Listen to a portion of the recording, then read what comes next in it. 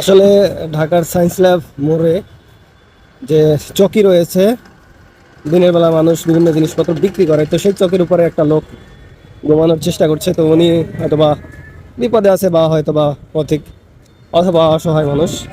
তো উনি আসলে যেভাবে ঘুমিয়ে আছেন এতে আসলে ওনার প্রচুর পরিমাণে মশা কামড়াবে রাত্রে যদি এখানে থাকে। এখন রাত বাজে কয়টা? 12টা 3 বাজে। তো এই মুহূর্তে উনি ওইখানে ঘুমিয়ে আছেন। উনি যদি এভাবে কন্টিনিউ ঘুমায় তাহলে ওনাকে প্রচুর পরিমাণে মশা কামড়াবে, আর তাতে তার ডেঙ্গু হওয়ার সম্ভাবনা থাকবে বা আরও।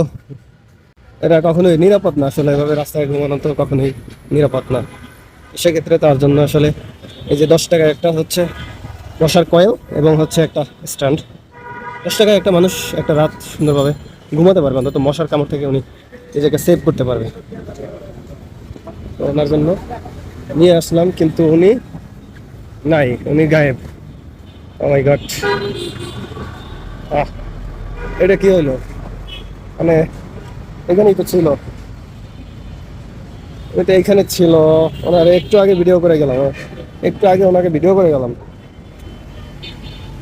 আহ, আসলে এইসব মানুষের কোনো ঠিক ঠিকানা নাই। উনি আসলে কই গেল বুঝতে পারলাম না।